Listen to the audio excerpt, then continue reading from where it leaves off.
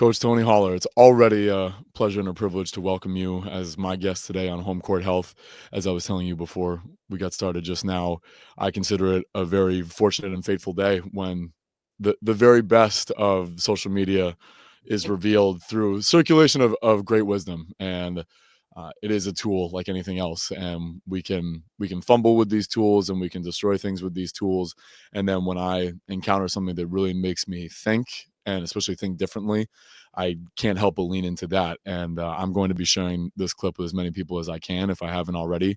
When you were at a conference, and of all the places we can start, it's not always that I start at the very beginning. So I like to start with recent history of when you joined the Ubrizati folks with people like Brian Kula and David Weck and Brian McGinty and Chris Chamberlain, people who I had more awareness of until I got to this. Who's this? Feed the Cat's cat.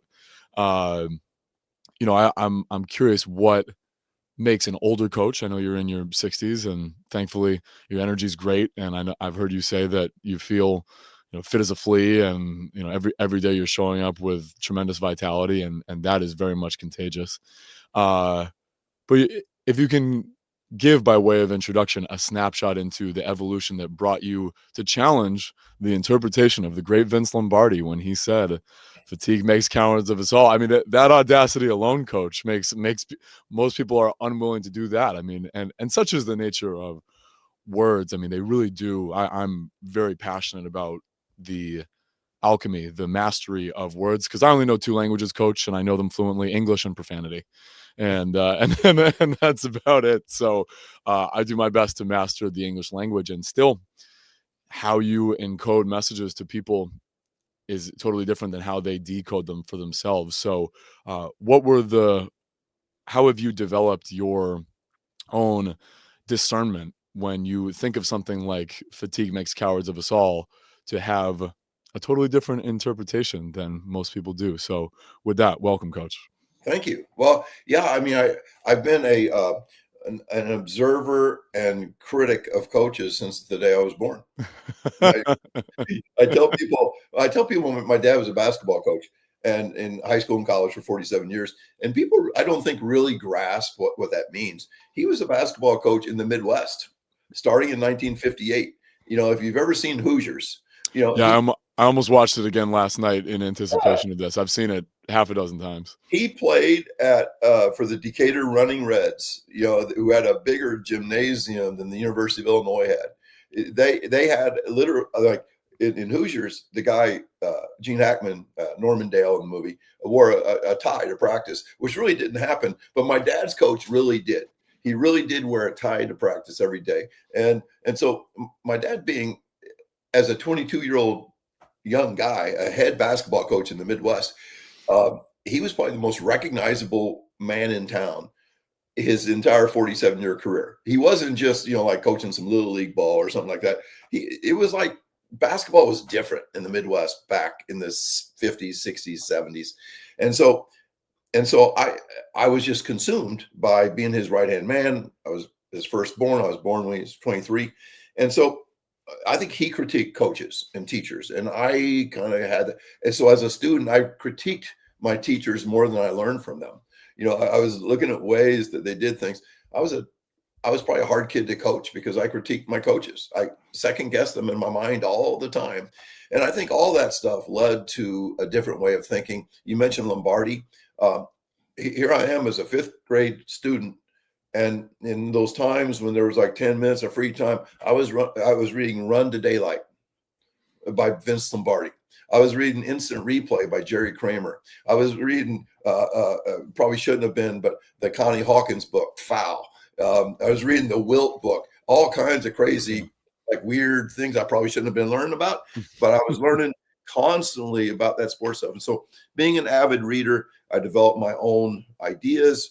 I think I was unique, but when you join, you join. When I got my first coaching job, I cut off my beard, cut off my long hair, and in 1970 and 1981, and I started coaching old school. I joined, and I think we have a tendency to do that. And it wasn't until I was kind of sent away from basketball. I got fired in basketball when I was 30. The month before that, I was begged to take the head track job by the 7 guys that fired me. So, weird circumstance. And so here I am coaching this orphan sport, this stepchild of the sports world, track and field at the high school level. And I coached old school for like 10 years. And finally I said, what am I doing? And so I basically just blew it up and started experimenting and things. And that's when it got fun. And that's when I started learning stuff. And then I started all this stuff I'd learned. Nobody wanted to hear about it. I mean, I was a small school track coach. I mean, there wasn't a way in 1990 that you could like type out an article and like Yeah. post it. But eventually that day came for me, and I just had all this stuff bottled up that I wanted to talk about, and so I put it out there. And so in the last 10 years, it's been a wild ride to meet people that I would have never met otherwise, people like you. Thank you for that. I know it's not easy to encapsulate what I'm sure feels like the wildest of rides Yeah, because I mean, there's a coach I really admire who said that any sensitive person, especially as a coach, when you are, there's no have to, some resist it. When you are challenged to be as receptive as possible to the environment they're in, to the different crop of, especially young athletes that you work with, um, any sensitive person feels different day to day, let alone year to year, let alone decade to decade. So that awareness certainly can make it feel just all the more exciting, I think.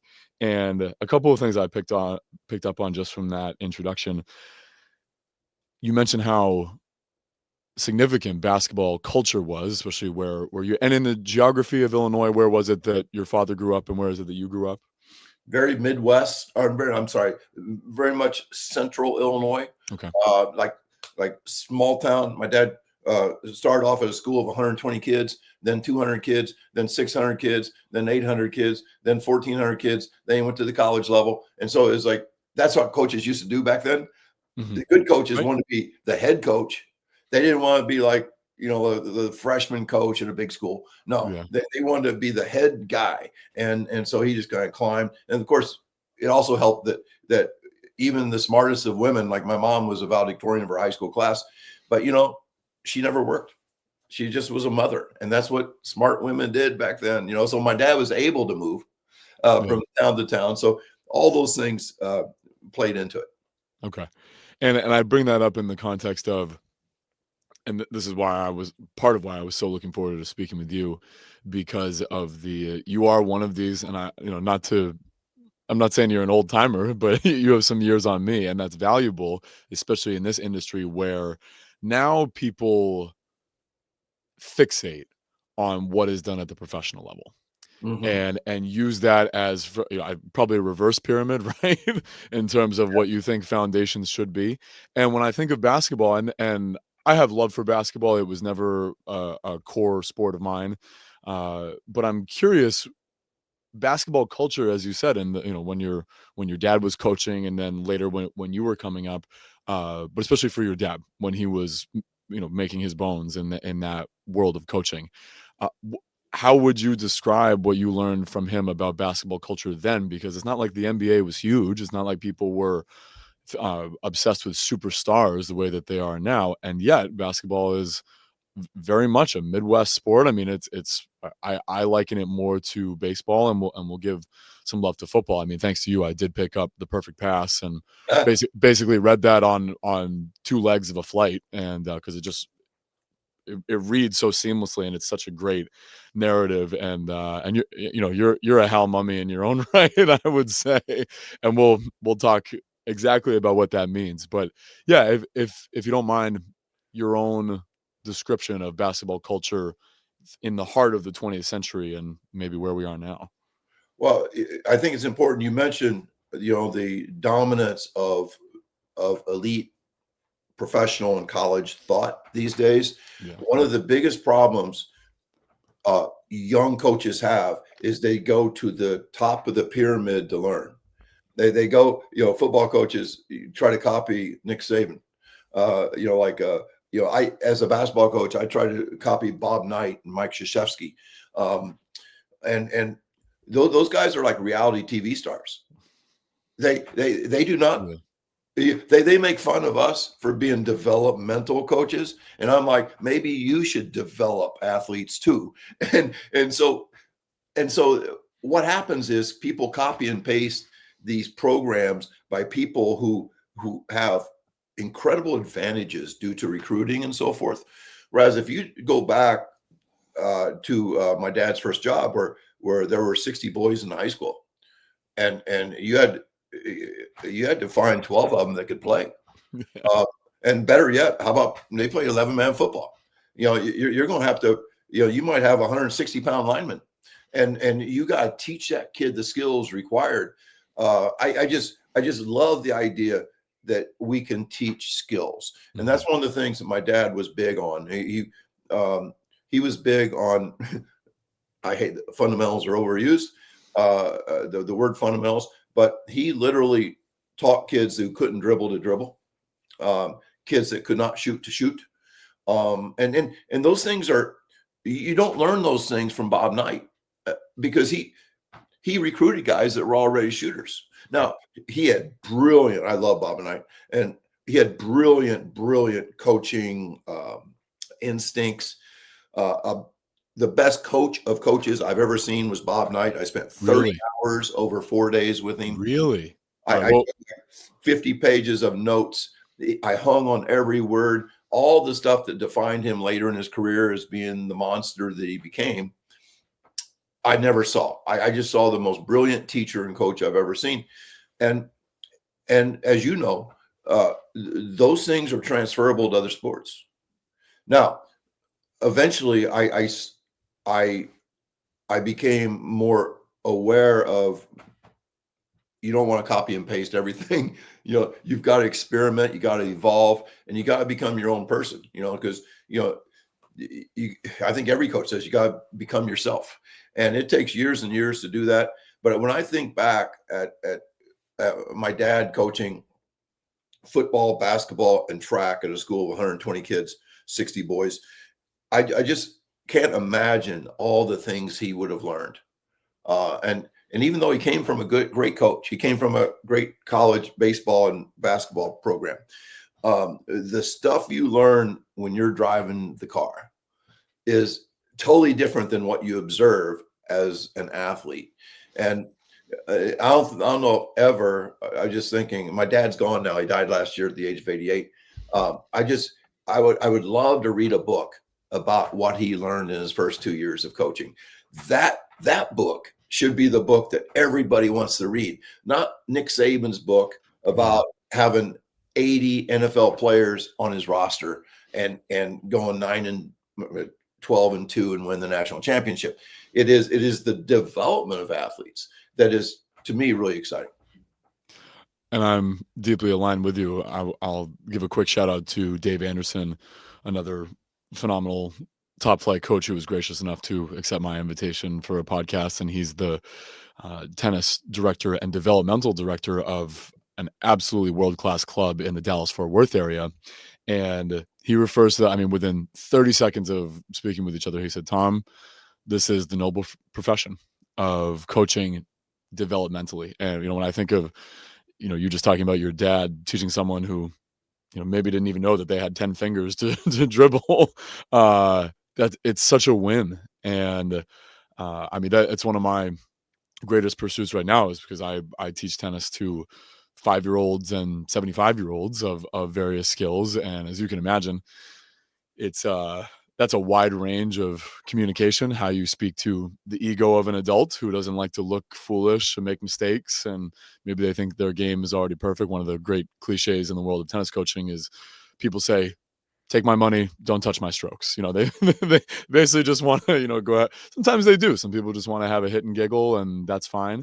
And then with the kids, of course it's totally different. But I am in this for the development. Is that, I mean, for all of the aspirations of being a let's say, I mean, there's plenty of great uh, college programs here in New England for tennis at any division level, and that's why the people who taught me how to teach tennis virtually, the folks at Great Base, said college tennis can be a goal. Pro tennis is a dream, and I think what's unique about the world of college tennis, and maybe you can speak for track and field as well, is that it can be a goal. I mean, here we are in the U.S. of A, where it is an industry unto itself, where you can go have a job for 4 years, and that is an avenue to certain upgrades in your life. And still, there is no microwave cooking for that, especially in tennis, highly technical. Golf is the same. And yet, I mean, we'll talk a bit about this. People really do neglect the technical aspect of tennis because you can mask things by being a grinder, by being someone who can run all day. There's a lot of winning for you out there, and that's why tennis is so confusing. But the fundamentals, I mean, it's not an aberration that even people like Kobe Bryant start their warm-ups right underneath the hoop. And in tennis, just to draw a contrast here before we circle back, people start at the baseline, and the tennis court is 78 feet. It can be a little daunting, but people so neglect the really simple stuff. I mean, to continue the analogy, being at the net, and especially if you're just warming up or if you're just learning the game, being close to the net, since the net is the first obstacle. If you don't clear the net, you're not in the point. That is the layup. You don't start with the 3-point shot, do you? I mean, and you also need to teach people to dribble. You need to teach people how to, the equivalent of that in tennis is how to hold the racket. And yeah, I'm very inspired in a way, but again, talking about problems, as this is part of holistic living, is we can diagnose the problem of, we see people really giving the lion's share of their attention to the pro level, or what the most preposterous muscled out people on Instagram are telling you to do, to eat 3 grams of protein per pound of body weight or whatever. And there's still a neglect for, did you have enough clean water today? How many hours did you sleep? Were you outside in the sun? I mean, it's one of the great aspects of track. Even in Illinois, when you're starting track in March, is you're out of doors. And one thing for, before I come back on this, for all the sports that take place inside, someone pointed out to me that one potential issue with something like CrossFit, which is is become the grinding sport. Now there's weights and calisthenics and gymnastics involved, is most of that is done inside under fluorescent lighting.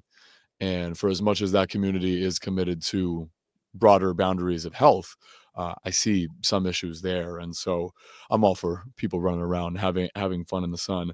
To circle back finally, when you talked about the springboard for what made you revisit some of what you had been doing, because like you said, you joined the ranks.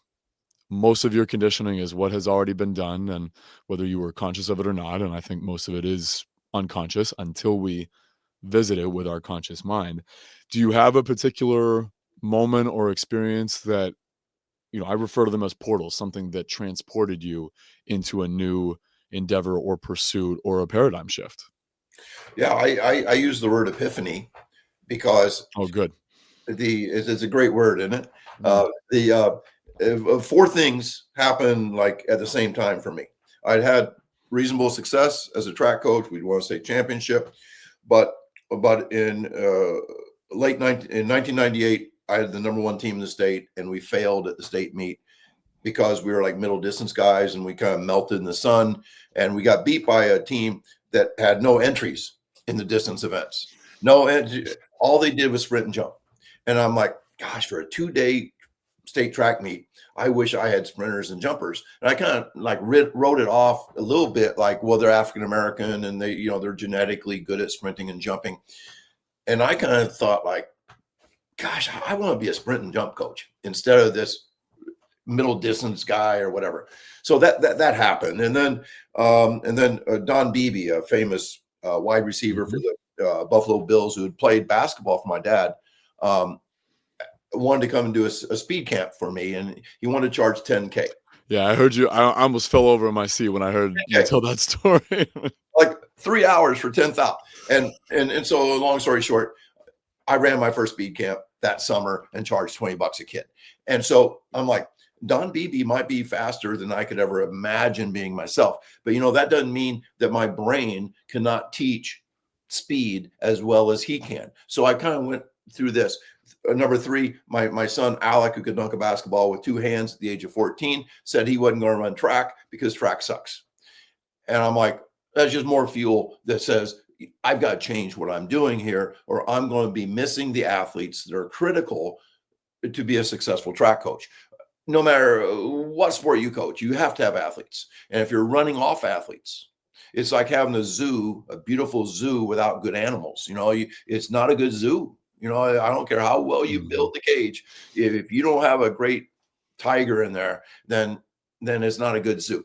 And then the fourth thing is never underestimate the value of being in the room with somebody that's passionate, smart, bouncy, owns that room. And that guy was a guy named Paul Souza, a no-name Division III coach from Wheaton College in Massachusetts. I know Wheaton. So I'm here in north of Boston, and I know a lot of the colleges around here. Yeah. Now, I did not know at the time he was a 7'4" high jumper for Penn State. Yeah. So he had some cred as well. But he talked about epiphany, and I've used that ever since. And basically, he talked about how he had like world-class 400-meter runners who have never run more than 200 meters in practice. And I just wanted to reach out and hug him. Like, I wish I would have been on that team. And it changed my world. And the other thing that he mentioned was the different species of athletes that get on the bus for track. You got the throwers. The throwers are like big gorillas. And then you have the obedient lapdog, do anything for you, family dog type of guys, the distance runners. And then the cats get on. They're always last to get on because they're probably late. And if you talk to them, they may answer, may not. Like cats are like these twitchy, mysterious, super athletic, twitchy dudes, man. And I thought to myself, you don't coach those 3 groups the same. And in my head, I swear to God, there's like a neon sign that said, I'm going to start feeding those cats. I'm going to start nourishing their traits. And my definition of cats has really expanded over the years because it used to be fast, twitchy guys that can dunk basketballs, things like that. And now I see that you need to take generic kids, kids that have no obvious, wonderful skills, but train them like a cat to become more twitchy, more explosive, more competitive. And so that's where it all came. And it sounds like a big, long story, but it all happened, in my 66-year life, all in a matter of like 6 months. And from that moment on, I was changed. And that's magnificent. And credit to you to listen to that. I mean, hopefully it is, a siren song within you that says it's time for a change, and to lean into that. Instead of being muffled by, well, nobody else is doing it this way, or just this one guy is doing it this way. And I think I've seen you use the quote, only dead fish swim with the current. And there's again, I don't mean to beleaguer the point of people who are just doing the things the same. And so it goes is, I know you've spoken before about the job security in doing the things the same way, where hard work reigns supreme, where, if you're really not stirring the pot, even though you gotta stir the pot, you gotta stir the milkshake to really get those ingredients involved. But people are so reticent to do that. And I appreciate, Coach, that you weren't seeking novelty for the sake of novelty. It was in order to foster a real paradigm shift. It also sounds that you were pulled toward that as well, to make it more dynamic and fun for you. I love how often you use the word bouncy, because that is where I've found the charge in my life. When I started teaching tennis this year, I had the 6:30 aerobic doubles shift, and on January 2nd in New England, like in Illinois, these more northern latitudes when it's dark and cold, and at least at the time, I didn't have time to make coffee. I used to like to wait about 90 minutes before that. I said, I have to bring the balance. I have to bring the energy. And of course people respond to that. And hard to do that or hard to sustain that for a 2-3 hour football practice or basketball practice or track Yeah. practice. And the long game is something I would really enjoy exploring with you now, because you of course you were consumed by starting to structure this. I know it's, we don't quite define it as a system, more of an environment, more of a philosophy, a practice where of course people have free reign to play within.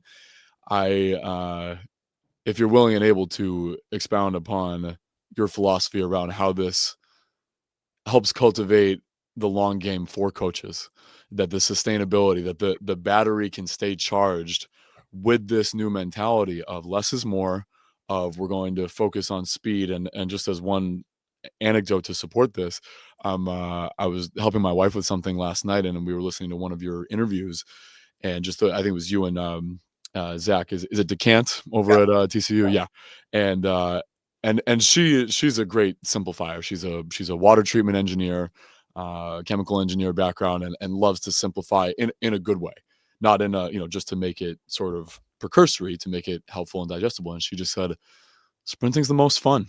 Like, being fast is the most fun.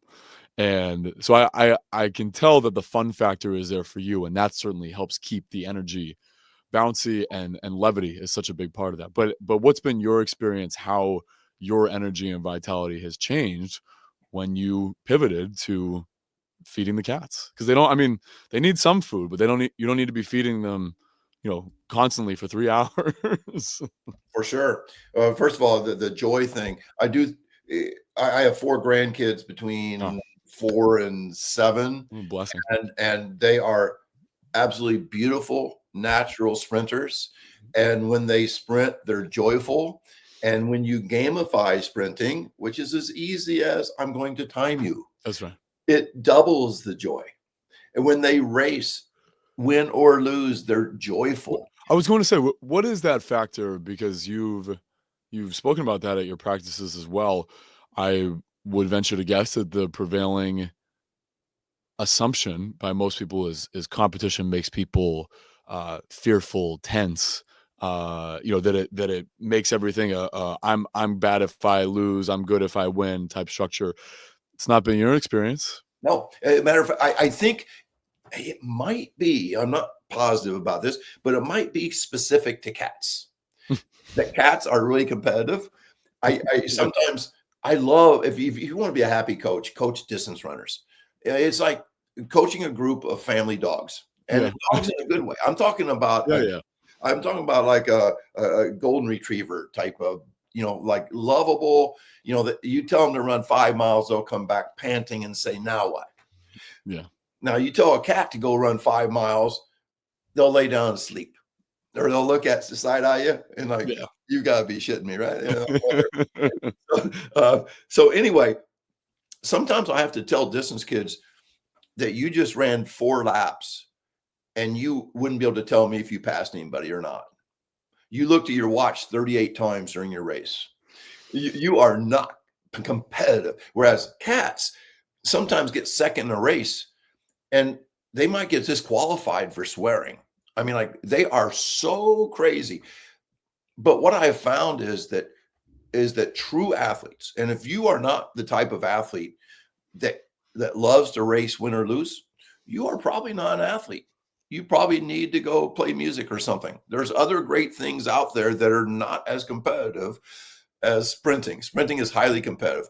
But I think that when we gamify what we do, going back to the timing thing, if you want to see your kid clean their room better than they've ever cleaned it, say, clean your room, I'm going to time you. They will become a Tasmanian devil. Just, in 8 seconds, their room is perfect. So you've gamified work, and that can be done. It can be done in the classroom. There's all kinds of way to gamify, and we can talk about that, about tennis in a minute. Hmm. But what we want to do, we say we microdose. Sometimes it's called minimum effective dose. I like to Mhm. call it minimum optimum dose. Yeah. That we don't want to do so little that it does not give us a stimulus. Yeah, great shift to optimal. I That think, plays. yeah, and we definitely always want to err on the side of less, because the hormesis curve, where you get a beneficial effect until the point of diminishing returns, and then it goes to an adverse effect. My dad would never practice 3 hours, ever, ever, ever, because he said that a 3 hour practice would be a net negative, whereas a 2 hour practice is a net positive. And that's sloppiness, that's attention span, Yep. all those things. And that's where we get into longevity as a coach.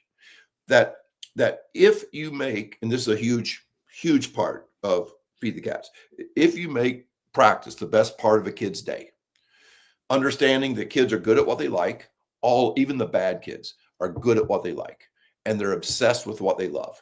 If you could create that, you will walk into every practice with this bouncy group, enthusiastic. And as humans, we have to understand that we are master reflectors. We reflect our peer group, we reflect our family life, we reflect what's around us. The typical coach, I'm thinking of football coaches now, Hmm.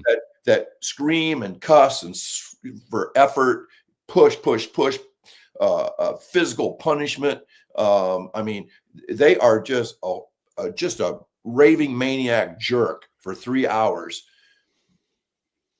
They will reflect what went through them in their practice when they go home. Hmm. I say they go home, they kick their dog, and they yell at their wife, and then they end up self-medicating with alcohol in order to feel human again. And then they wake up with a headache, and then they caffeinate, triple caffeinate, and they go through the same crap again. That's Yep. no way to live life, and it's also no way to live a long coaching life. I've said that at the age of 66, I am the energy level of 36, but that was before I had quadriceps tendon surgery 14 days ago. Yeah, I saw that. How you feeling?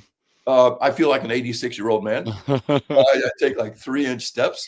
I'm off the opioids now for about 5 days, but I'm still kind of in a fog. So like I'm thinking like I'm 86, and I'm not as good of a coach because of this. And it hurts me deeply that I am not as good of a coach.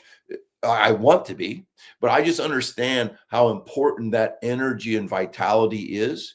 And I can't let that thing about living outside go, because I don't know if you've read the book Go Wild, No. by a guy named Rady, I think. And it basically assigns all of human problems, health problems and mental problems and everything, due to indoor living and wearing coffins on your shoes. I mean, coffins on Oh, your feet, and not being grounded, not being around trees. I know it sounds a little hippie-ish and stuff. And not to me and to anyone listening to this. So we're oh, picking up. We're vibing with you. Yeah. you need sunshine so damn bad. The sunscreen world and shade world that we have been forced into has really created problems. You don't have the dopamine that you need to stay excited without being outdoors. If you're not outdoors, you don't sleep well at night. I mean, it is, in my opinion, maybe the number one health hack that you could possibly do is to live outdoor lives. Well said, emphatically said, and just as a if you're open to a language upgrade, I mean, it's not even a hack. People talk about biohacking, it's bioharmonizing, and Mm, that harmony. And I had this experience for as much as, especially this time of year, when I mean the real endurance work, Coach Tony, is yard work. The real endurance sport is yard work. So we have an acre and a half here, weeding, trimming. What we've got dead trees now that need chopping and all that. So I look forward to that because that's of course the best recharge I can get. Of course, tennis, which I love, although I teach at an indoor club, play outside as often as I can. My wife and I 2 weeks ago were at a really for as much as I love words, I do have a hard time describing where we were in Texas at this really special festival slash conference, because there was a significant educational component, workshops around, from everything to uh, wildlife survival to breath work to fascia, as well as in one of the uh, paramount presentations was by a man named Dr. Gerald Pollack, who has popularized the concept of the fourth phase of water. Have you heard of this? No. So the fourth phase of water is more of a gel state because we know water, vapor, and liquid. And this gel state is called this exclusion zone water. And to put it simply, Coach, it is a biobattery. This is where we have a misconception around ATP because we are essentially 99% molecularly structured water. That this is the type of water that has the most potential to communicate within the body, to store and send and circulate energy, and it is done through water and light. Ooh. And it, because the water is one thing, if it doesn't get charged by the light, if it doesn't have that electrical charge from the light, then it becomes stagnant, which is arguably the core of disease. And that goes into traditional Chinese medicine, because qi is referred to as steam. It is that heat that you get from light and movement that releases, that gives you that bounce in life. And if it's stagnant water is subject to disease from insects and fungus and anything like that, more as a signal that something is wrong. And our experience of living for 4.5 days on a ranch, up with the sun and the roosters and the cows, mostly down with the moon, and then of the 14 hours that we're awake, with the exception of some 2 hours here and there for some of these workshops, outside walking to and from our campsite, which is about, probably a little bit more than half a mile away. So half a mile, if to leave the tent to go shower and swim and then go back and change, and different terrain. It's Texas hill country, and then otherwise out in the sun, Texas sun. And yes, there's some running and yoga and breath work, and then you rest in the shade. And then it is such a massive difference between coming home, where I do have things to do on the computer. I work in real estate as well, and there's indoor time, and you feel limitless when you're still tired by the end of the day, but to be outside all the time, that is, I believe, certainly a key to vitality. And you also mentioned the coffins on the feet. It was I refer to injuries as visits from the pain teacher. And I get that from Paul Check, who's my mentor from afar in San Diego, 30 plus years of holistic lifestyle training, really brought in the work of the Swiss ball into the gym community. So I know he and David know each other quite well. But he always, whether it's disease or injury, it's the pain teacher. And I had a visit from the pain teacher with a foot injury a couple of years ago, when I was first really getting back into competitive tennis after several years off. And that totally opened me up to, well, I can't move at least 4 of the toes on my right foot, and this big toe is super stiff, and just rolling out on a soft tennis ball hurts my plantar fascia.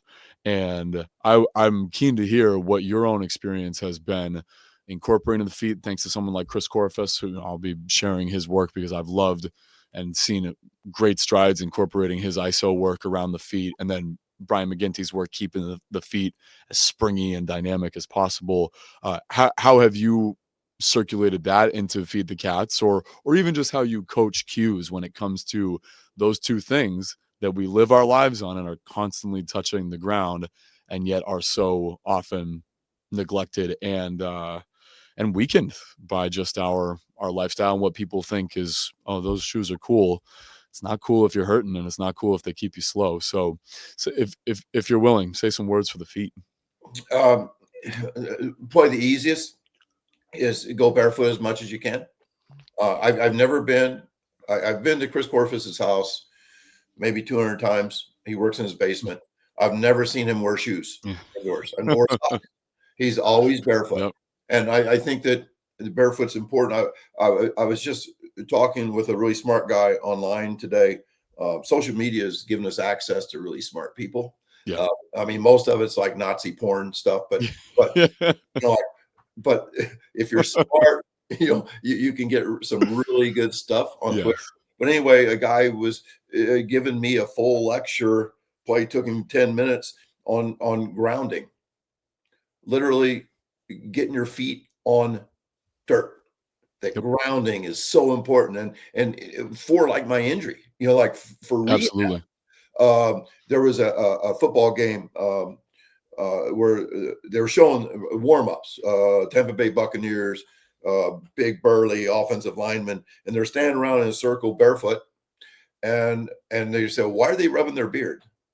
And well, that's the RPR glute spot, you know. Yep. So they're doing belly breathing RPR, and they were barefoot on the ground, and they're grounding as well. So I think there's a lot to be said there.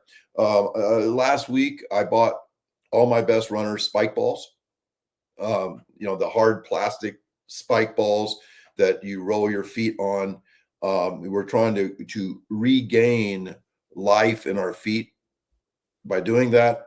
In addition, one of the things that I've learned from Brad Fortney that he learned through Square One and Dan Fichter is that any type of lower body type of pain, he'll have guys take off their shoes and socks, and they'll take a key and they'll just scrape the heck out of the arch of the foot. And if the guy's like freaking out with sensitivity, that is more the reason why it needs to be done. It's fascinating. And then we have the Corpus Dietz spring ankle work, where basically it's isometric work with the ankle and tendon complex, ankle foot tendon complex of the foot. That there's no doubt that strong feet allow you to run faster, and dead feet don't. So we want to bring life back into the feet. We want to take the coffins off as much as possible. We want to stimulate feet, and there's probably many, many more things that you could do to improve those feet. And I think I've heard Corpus say before that the bottom 6 inches of your body is probably the most neglected thing to train in the entire athletic training process. Well, it is traditional. Like I said, when I when we realize the simplicity of our reality, which is these are the two things that are always in contact with the ground that keep us upright, that then are the foundations for which is how we know ourselves as living. I mean, there are things or move very little that I mean, soil doesn't move, and yet I know that soil is alive because it is infused with so much of us. I mean, so much of the of makeup that is us, and therefore gives us life, gives life the plants and help sustain us, and then the animals which eat we the animals, and such as the beautiful cycle of life, as there is nothing truly dead that supports life. Even you and I eating a steak, hopefully it's not burnt. To say a word for burnt steak, because I know you now all the time. The more you burn the bejesus out of something, the less life force there is in it. You know, you do have to work a little bit. The closer something is to raw, and it's not a fad that raw meat coming back. It's something that we do have the digestive system for, and because it already has blood. I mean, so much of injury can be spurred by blood flow, and yet we have ice protocol, which people still practice to rest and ice compression and elevate.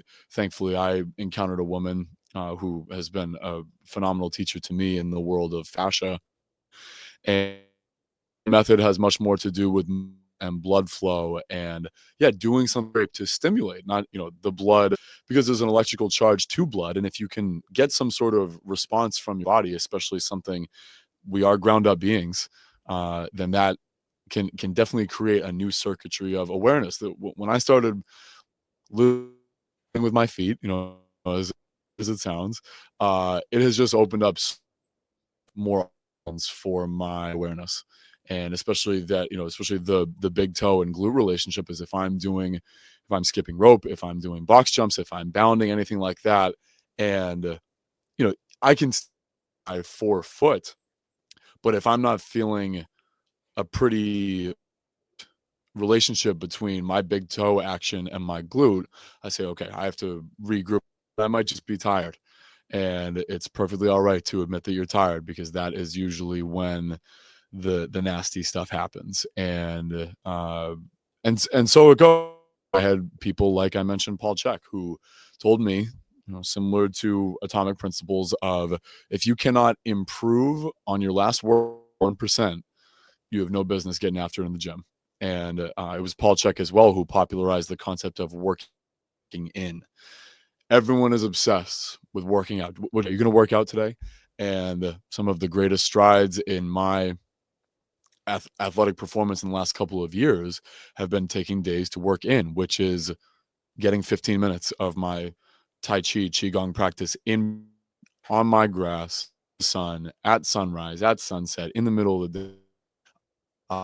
You know, kind of middle of the road isometric session where I'm not working out is the heart rate's up, the respiratory rate is up, the sweat is going. Working in is my heart rate is level, my tongue is moist, I'm not breathing any differently. And is what you know if all we do is redline, burnout. And I'm curious to take this back to your own evolution. I know you had your epiphany, but did you ever find, even as you started to, as you said, blow up and start to unravel some of the knots that you had in your way of doing things, was any particular paradigm practice was really hard to let go of? Because as you've spoken about and as we know, it and I love you're a champion for this. It's uncomfortable to do less, especially now because this is the world, Tony, where people are infatuated with the Barry's boot camp, CrossFit, and because they mistake, I will certainly do a tribute to John Wooden. I hope I believe you have some reverence for him. I mean, most coaches do. He was the first coach that I really knew was a character coach. My dad was a UCLA business student for a lot of the time. Wooden was there, and one of my favorite John Wooden quotes is "Never mistake activity for achievement." And so with that in mind, how to revisit for yourself, were there certain ways of doing things that you found more resistance to others? And then maybe what might be some of the antidotes to help people realize that, yeah, if you're fatigued, if you're burnt out, doing more work is not going to get you to feel better. In fact, it's going to open you up to injury and setback, and especially losing that identity or losing your vitality because you're able to do the things you love. Yeah, the number one enemy of athletic training are setbacks. If you're injured for weeks, months, you know, like for me, my rehab of my quad is going to take like a year. You know, that's a big negative. So staying healthy is really important. Because I was a track coach and I was not under a microscope like a football coach would be. I do tons of consulting. We call it sprint-based football.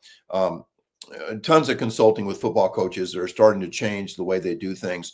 And they have a really hard time giving up conditioning at the end of practice. I Yeah. mean, that's just part of their religion. And you I was mentioned, I was going to say, in the spirit, just quickly, in the spirit of diagnosing root causes, um, have you determined that, like like what is that root stranglehold? They're more like weeds, honestly. Like the roots just go so deep and they keep coming up that keeps people. I think of the mind virus. What is the mind virus that says if these kids aren't in the fetal position at the end of practice, I'm a failure as a coach? Like what's your diagnosis of all of that? well, I think it's anchor bias. Anchor bias, we have a tendency to latch on to the first thing we learn. It's evolutionary. Obviously, kids that latched on to the habits of their elders had a better chance of surviving than the rebels of the world that went ahead and ate the poison berries.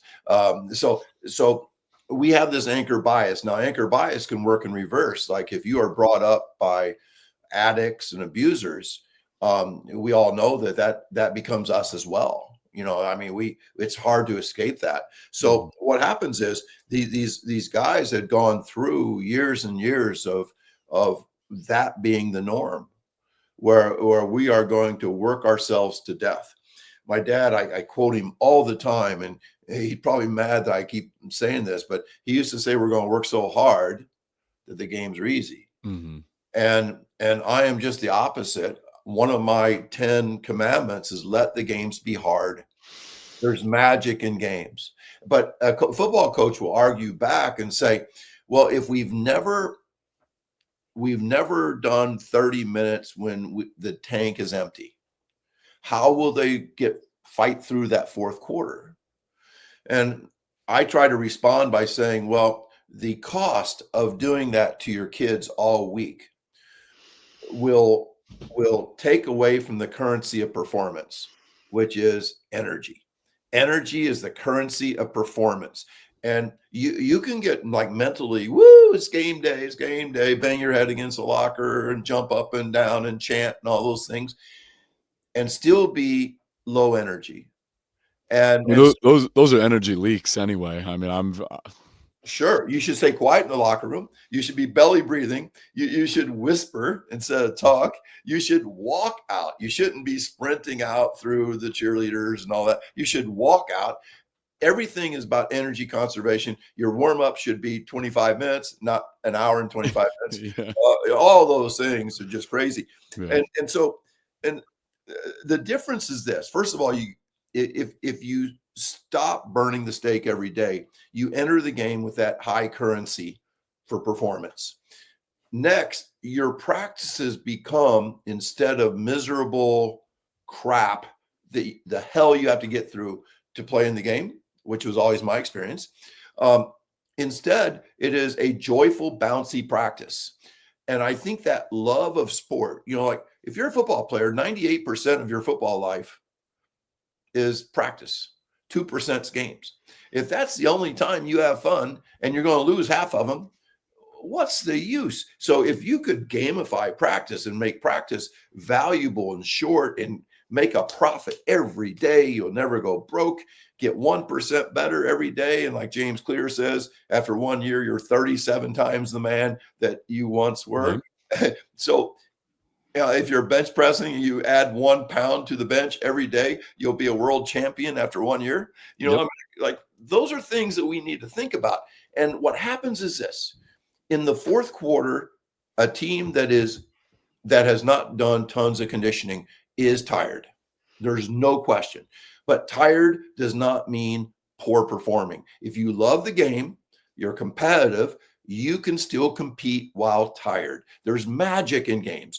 But if you're low energy, and instead of being a 22-mile-an-hour guy, you're a 19-mile-an-hour guy because you've been just crushed all week long, you're probably going to be behind by 2 touchdowns anyway in the fourth quarter. Mm-hmm. You can put up 4 fingers like, hey, we deserve it. We've been working all the, but I would much rather be fast and energetic and love the game. And what we have found, the teams that have done these ideas, is that they not only are they not bad in the fourth quarter, they are violently good. I mean, like they are explosive. They are enthusiastic in the fourth quarter.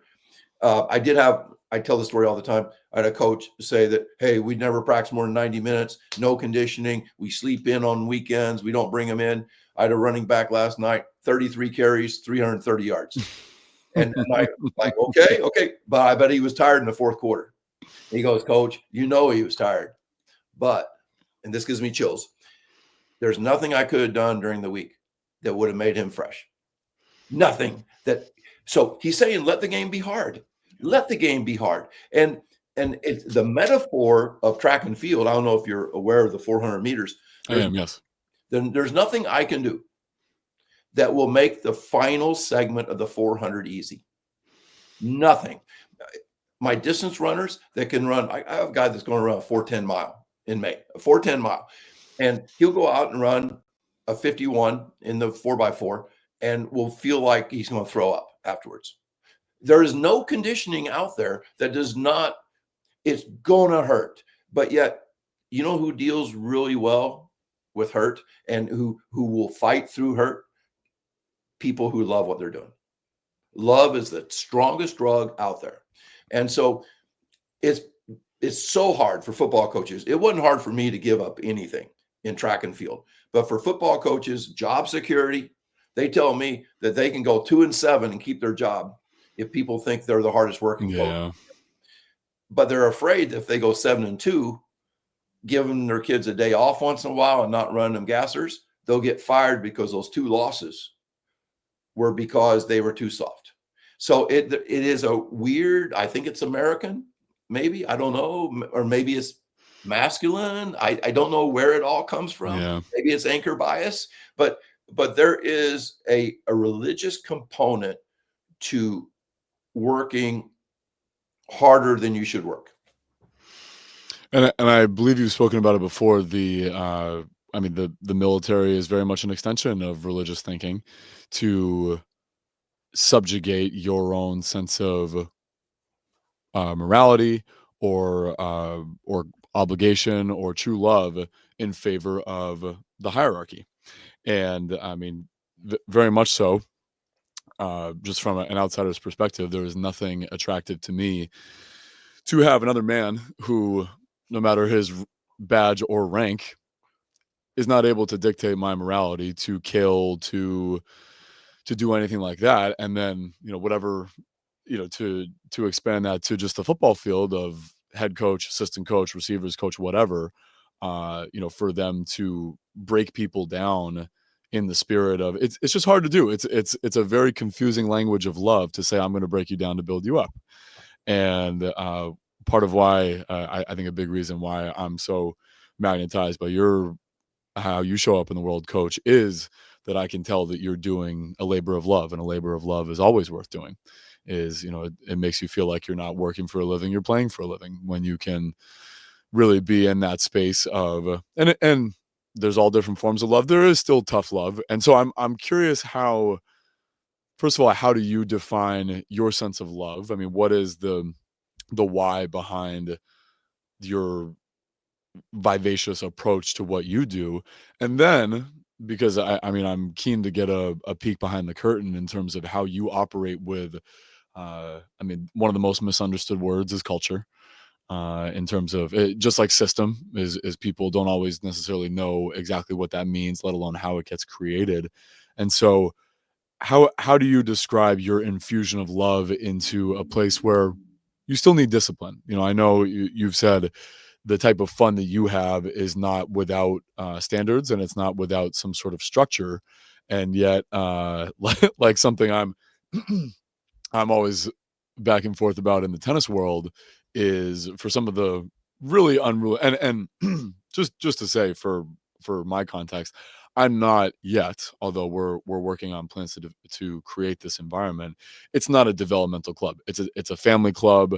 So the kids who come through are this is their first introduction to tennis lessons. No one has really said, "Well, I'd like to go play college tennis, and I've been playing since I was 3, so let's keep working." Even the 12-year-olds I have, I mean, they play like they're 6-year-olds because they've never had real structured training.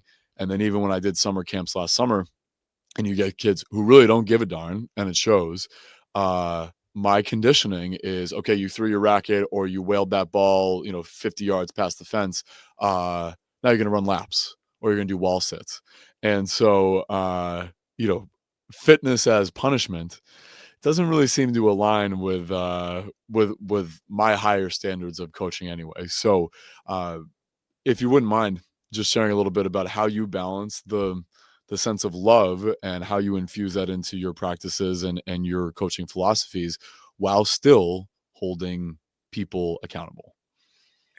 As a chemistry teacher, I had like a sign on my desk, because the only quote I had in my classroom is by W.B. Yeats. It said that education is not the filling of a pail; it's the lighting of a fire, which reminded me that I could literally skip half the chapters in my chemistry book, and if my kids went home saying, "I love chemistry," I've done my job. Those kids are going to take AP chemistry. Those kids are going Yeah. to take college chemistry classes. They're going to consider pharmacy, chemical engineering. I mean, I change kids' lives because not because of the content I taught, but the enthusiasm that I brought and they reflected. We're all reflectors, and so love. I don't think the type of love we're talking about is the love of ice cream.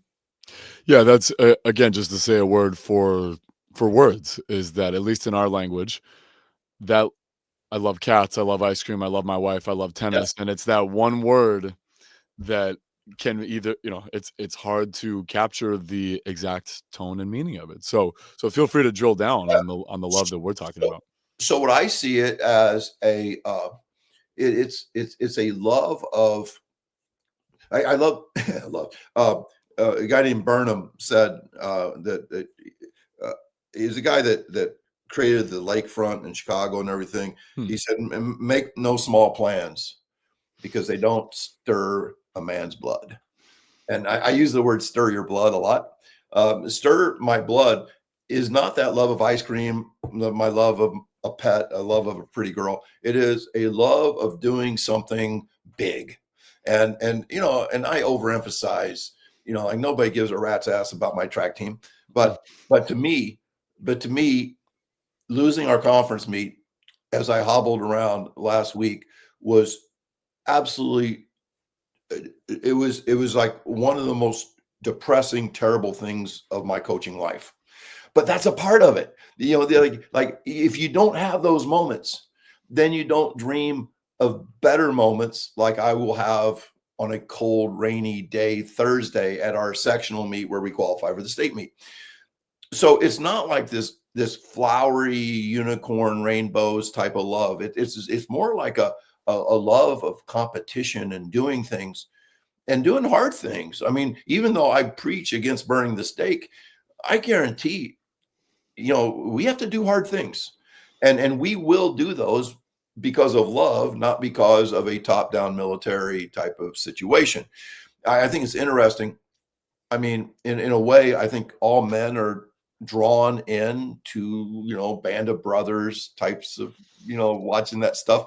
And Yeah. there's especially for men, men are weird, especially for men. When men go through really hard things as a group, there is a bond, a love that they cannot ever find for the rest of their life. They'll never find it with their wife. They'll never find it between them and their kids. If you talk to soldiers, it's one of the hardest things in the world to come home and not have that band of brothers. We went through hell together and we had each other's backs. And I think that that, along with the ease of a top down coaching athlete structure, where when you tell a kid to do something, he's yes, sir, and just goes 100 miles an hour. That's an easy way to coach. If you totally strip that kid of his identity and his thinking, and all of a sudden he is yes, sir, no, sir, military. So I understand, and I struggle sometimes with, am I putting kids through the tough things where they learn to band together as brothers? But we do, because we have, like I mentioned, my conference meet last week when we should have won the damn thing. We lost by 9 points, and it will haunt me forever. That's a hard thing. It's a hard thing. Now, it wasn't a newspaper headline. We didn't get a bunch of, like people ridiculing us or anything. It's just something we felt in our heart that we should have won that thing. And so that's hard. And I think it's hard for me to, like put 4 miles on my crutches, getting around that track meet and coming home and being like more tired than I've ever been in my life. I told my wife, I feel like I'm 86. Mm. And so those are hard things. And so I think people need to remember that we have enough hard things in our life without creating artificial hard things. And too many coaches try to do artificial hard things.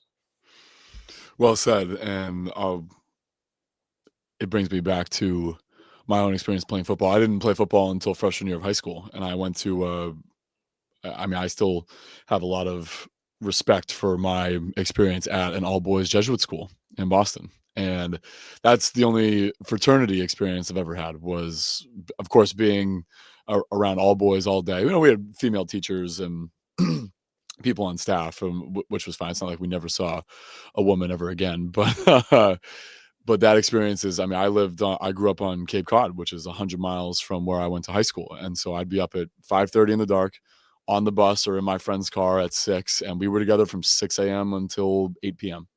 And so there was a hardship in that of just, we're away from home, and then you're at football from 3 to 5:30, and or sometimes 3 to 6, depending on that. And oh my gosh, I'm going to miss the bus, and how the heck am I going to get home? And And I'm so grateful for those experiences. Now, I didn't have a lifetime of football. I had 4 years, and then I played 1 year of Division II college football, which like purely, and I wasn't even the best receiver on my team. That was purely based on, and I did have a love for it, and but I had a wide ranging skill set. And then when I went to that college experience, it was so different. It was a team and an environment that celebrated mediocrity, small school, Catholic school, and that was very eye opening for my life. Was that uh, even if the mediocrity wasn't celebrated, it was accepted, and that was actually something that I picked up early on in this book, in the Feldenkrais book, Awareness Through Movement, was his simple observation that at some point many of us, most of us, are encouraged to get to that place of sufficient mediocrity. You know enough words to get by. You know enough skill at your job to get by. I've heard you, among others, talk about that you haven't coached for 19 years. You've coached 1 year 19 times. And my tennis coach has said the same, is I've got enough. I have enough relationship skills to stay married, and and not end up divorced. As I know how to say sorry enough, and all that kind of stuff. And it took a really intense visit from the pain teacher at school that year at the end, when I got after it, as one does in the springtime right before finals. Me and the booze, and ended up with 40% of my blood was alcohol, and in the hospital. And thankfully my response from that was, this isn't me, and I'm seeking a life that is one of touching my potential as much as I can. And thankfully that was the springboard. And then I met my wife that summer. We've been together 12 years since, and thank God, because that's been such a blessing. And thankfully women are different in that their maturation level is far beyond that of most young men.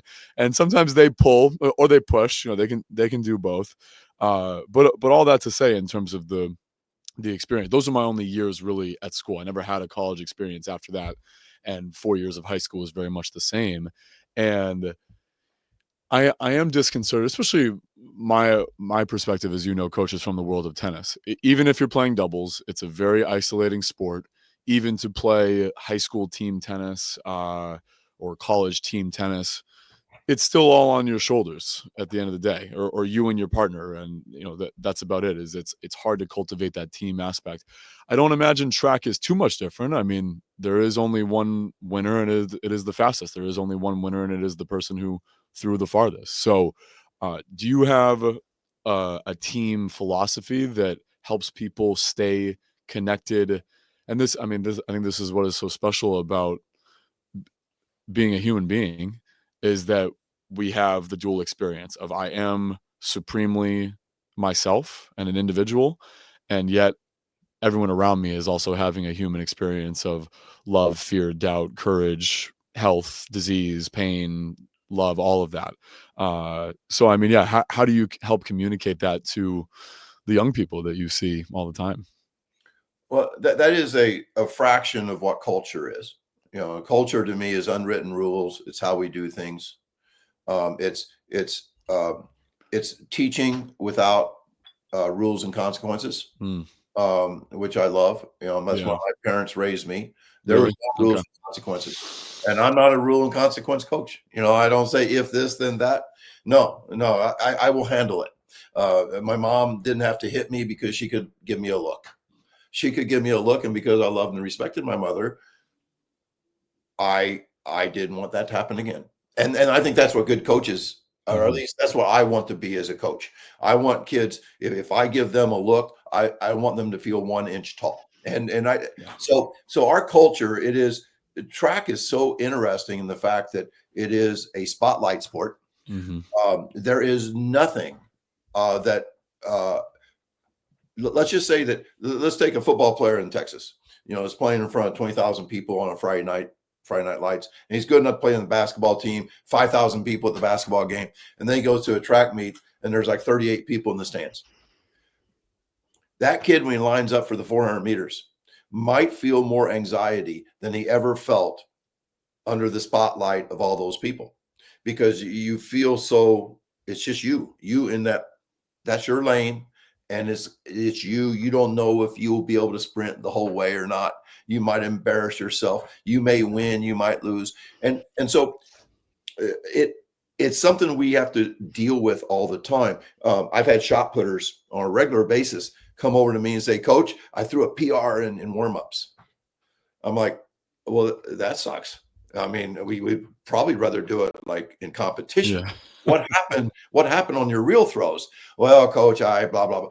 You know what happened? They felt the spotlight. They felt the spotlight and they shrunk. But because we compete and gamify everything in practice, we video stuff. We fake. I fake video often in practice. Yeah.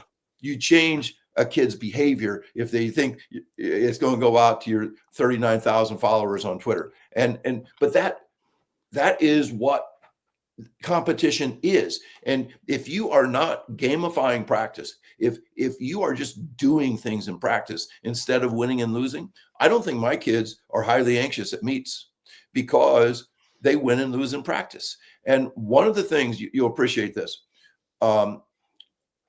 We 12 years ago, we lined up our kids in like a gauntlet. We call it the gauntlet. Oh, yeah.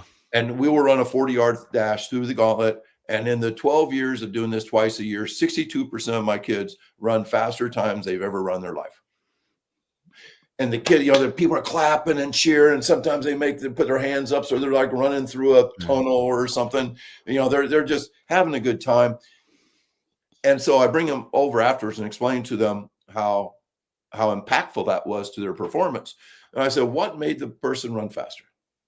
And the kids are smart. They said they're excited. Yeah.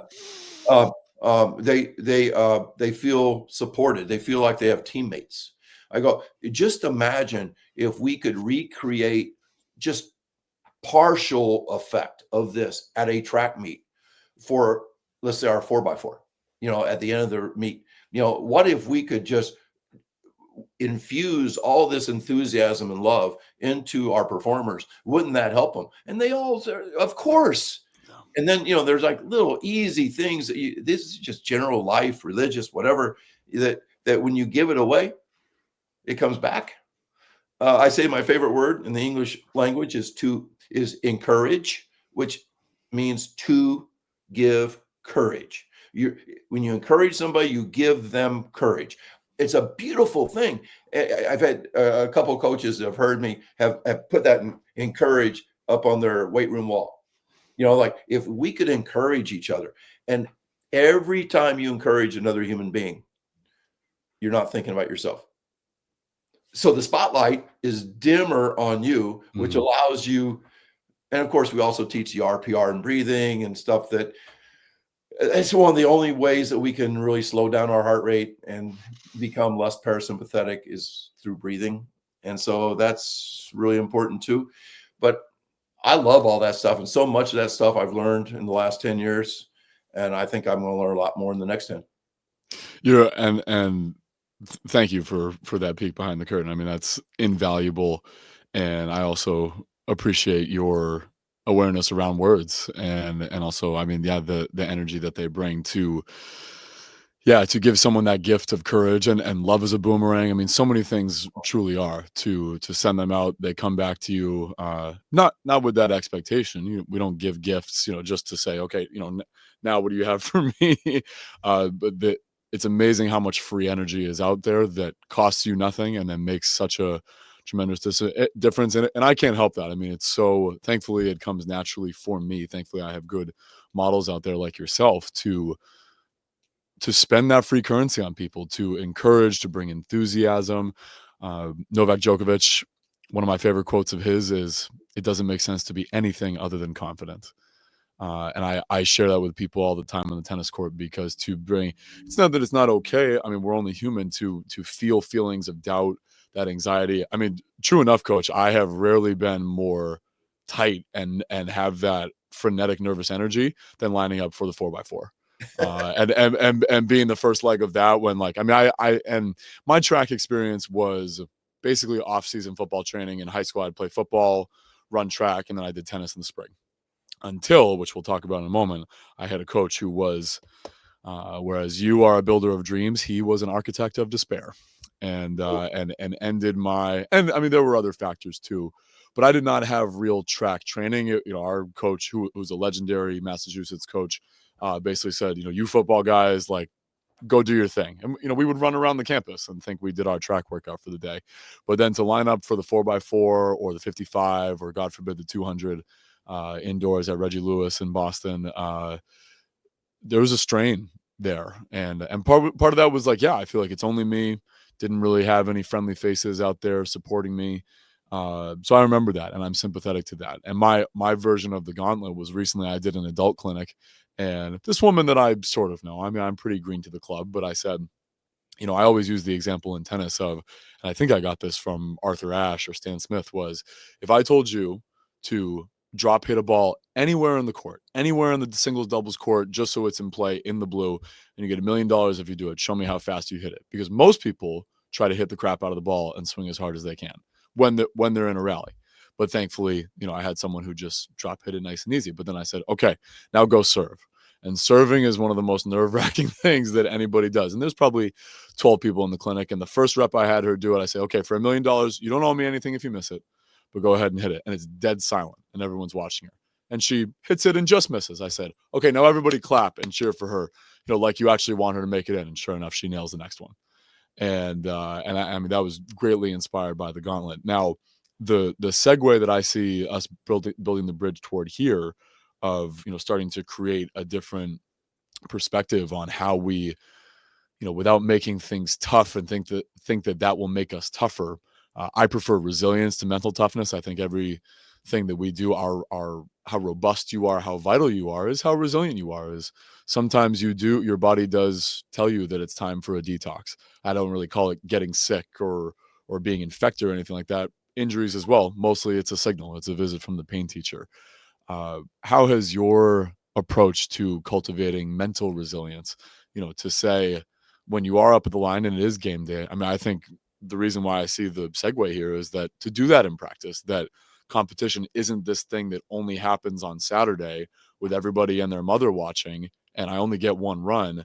If it's this thing that I'm actually more familiar with, this feeling of, well, I want to beat my buddy over there. And I love the chirping. That was such a, it is an art of chirping that I cultivated in, being in all boys school. I think it's largely lost in most environments now. I mean, I'm here in New England, Tony.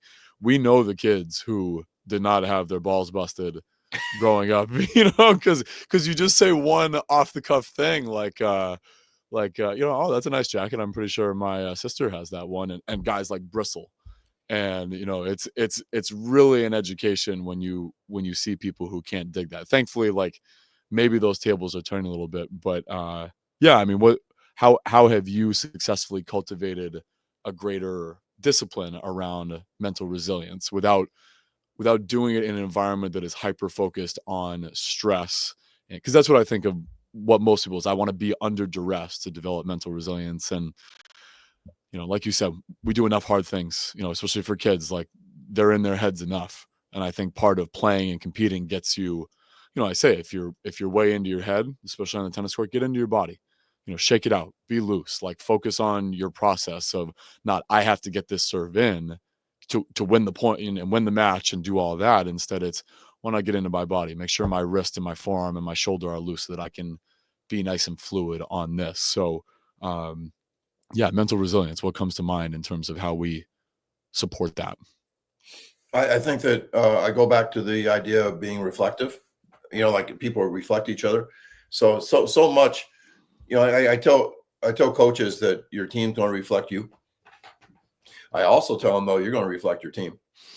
And those are, I call it the endless feedback loop. Where, oh yeah, that's why you probably want to have practices that kids are looking forward to, that they come in bouncy with high energy levels, and you send them home looking forward to the next day. If that happens, you become a better coach. And when you become a better coach, they become even more like you want them to be. So I think that's important. Another thing that's important is stuff I got from Josh Metcalf. He wrote a really thin book. You could probably read it on one flight, called Chop Wood, Carry Water. Mm-hmm. And it's just full of little stories and things. But he has a saying that it really goes against the grain of track and field. Track and field is a very goal oriented sport, where Of course. we had a fresh off meet last night, and I had kids walking out with me, and they're like, "Coach, I'm gonna run 49 next year in the 400." And they go, "Hey, I may run 48." And I'm like, "No, no, no, don't be setting goals like that." You know, so Josh Metcalf says, "Burn your goals," which is like, what? And that goes against everything Mm, we've ever learned. Burn your goals. Go on a mission. I love the mission mindset. I don't like to hear people say trust the process, because I think the process is wrong so many places. And if you have to say trust yeah. the process all the time, your process is probably questionable. I mean, For sure, and it's the same thing with mistaking activity for achievement. It's it very much, sure is. you can It just, sure is. you can just do hard work. I mean, tennis is so guilty of this as well, Yeah. but, like, yeah, you can just be doing bad habits over and over again, but I'm grinding and I'm putting in the hours. Well, they can be bad hours, and you might be losing time more than you think you're gaining, uh, traction on your mission, so I hear you. And then the third thing is the hardest thing for me. I think I'm a mission mindset kind of guy. I just love the idea that I'm not going to set numbers as to my goal. At the time of my injury, I'd run 1,025 consecutive I was days. gonna say this has finally derailed you of your bad habit. My bad habit of jogging is over. Man, I want to start it back so damn bad. Yeah. I actually did my first 40 push-ups yesterday, Atta right? babe. But Atta but babe. only on two hands and one foot am I able to do it. But I felt so good. I've started a push-up streak again, and so I think that's a mission thing. It's not that I have a goal of doing this. No, I'm just on a mission, and Yeah. it goes back to the James Clear stuff, where you create atomic habits. You start small, and it just becomes, like I got to the point where I wouldn't eat unless I did my push-ups.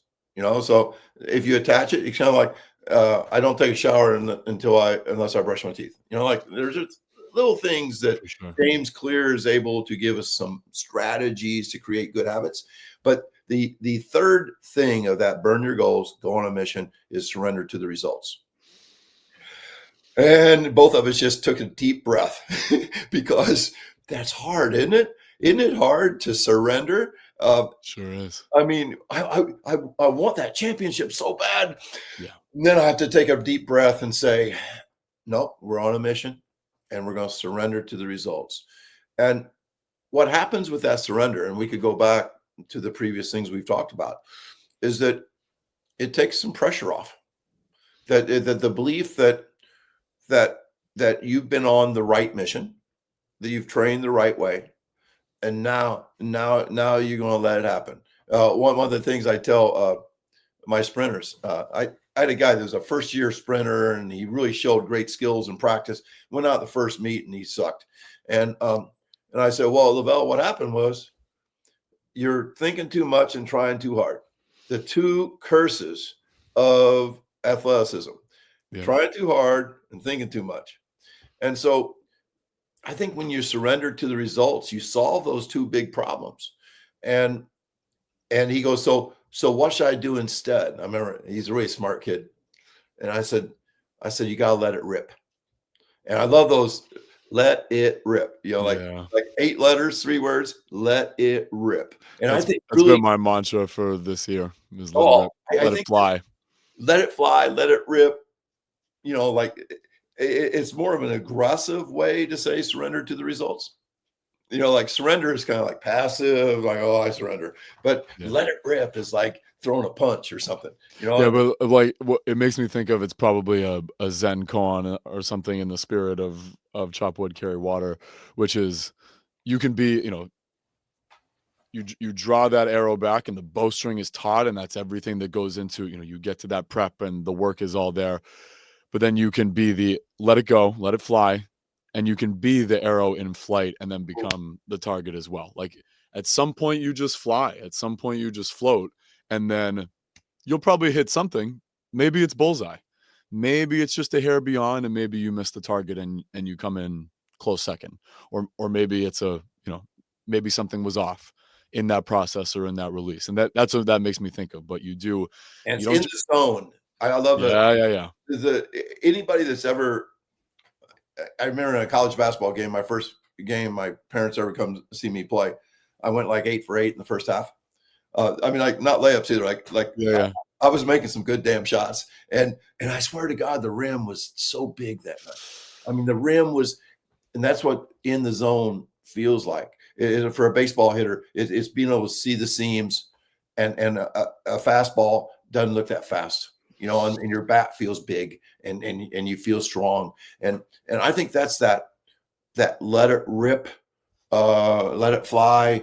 It's in a way you're surrendering. You're not overthinking. You're not over trying.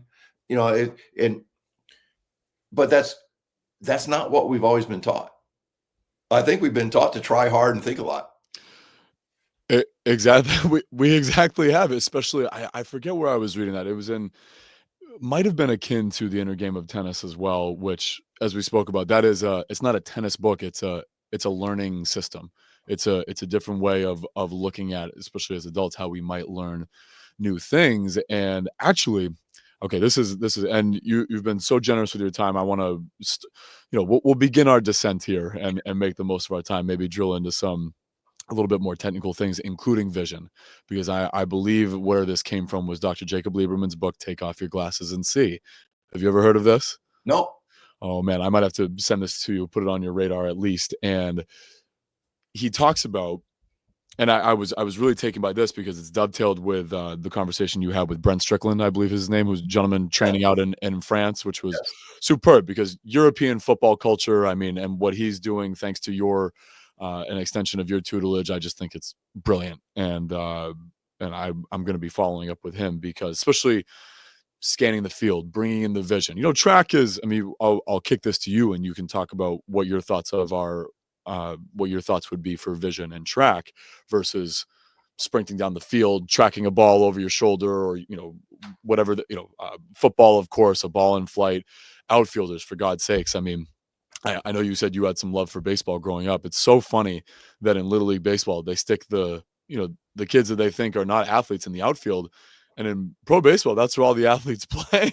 I mean, to be able to read a ball off a bat. But anyway, what Dr. Lieberman wrote about in Take Off Your Glasses and See, which first half of the book is inner vision. And he talks about blind people who develop their supersensory awareness as well. And that for as much as we know ourselves or the world, although if I didn't have this camera reflecting back to me, I can only really see a little bit of my nose, my hands and things like that. I don't see all of me.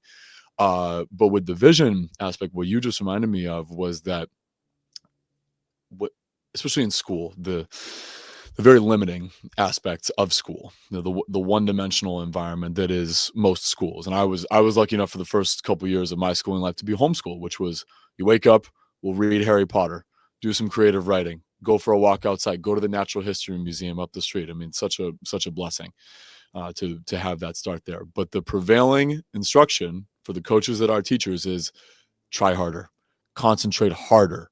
Do it all with tension. What that leads to in the vision world is myopic vision. Exactly. Really concentrate on those words. Oh, I got to get the, how to pronounce it. I mean, Coach, you're talking to someone who used to pronounce when my mom was teaching me how to spell. I'll never forget this. Neither will anybody else in my family to pronounce words and spelling. Was she said, "All right, T-H-E, sound it out," and I would say and she would say A-N-D, sound it out at and. So I've come a long way since then. But thankfully, it wasn't in the world of try harder and do more. And I'm seeing the impact of that on vision as well as posture of work out harder, strain. There's not much support for flow. Can you relax? Can you do it slower? I pretty much any movement I teach people, I say, all right, can you feel all 10 of your toes? Can you wiggle them? Do hope ideally they're out of their shoes, but even if it's on the tennis court, I say, can you tap into that? And can you, doing something of a quick body scan, can you feel if your shoulder's up by your ear or anything like that? So I'm building a bridge in my own way to kick it back to you. Let's take it to the eyes first. I know we're bottom up creatures, but what, cause I know you and Brent were kicking around some theories about, what if we had kids run blindfolded or with, thick glasses or anything like that.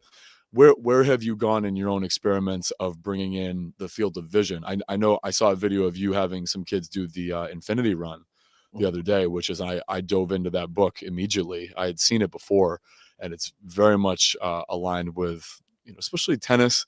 I have people warm up with their non-dominant hand. Novak Djokovic does that because of left-right brain communication. It helps with balance, coordination, symmetry. I know it has an effect on breathing, because your body or your brain is able to communicate throughout more of a holistic system and not be a little bit nervous, but you have to cultivate that. So, yeah, what sort of, I was going to say work, what sort of play are you doing with eye brain training and how that's impacting our ability to be loose and springy and cat like? Well, for sprinting, it's a little bit different. We're not, doing the Mm, scanning thing, but right. to run fast, you have to see clearly, and you have to find the horizon. I say that we could blind. That alone, I mean, being surrounded by four walls and with computer screens, that's a limiting factor right there. Yeah, yeah, and it's really if you do not have good vision, your brain is a protective mother. I tell kids all the time that your brain doesn't give a rat's ass if you win or lose, if you perform well or perform poorly.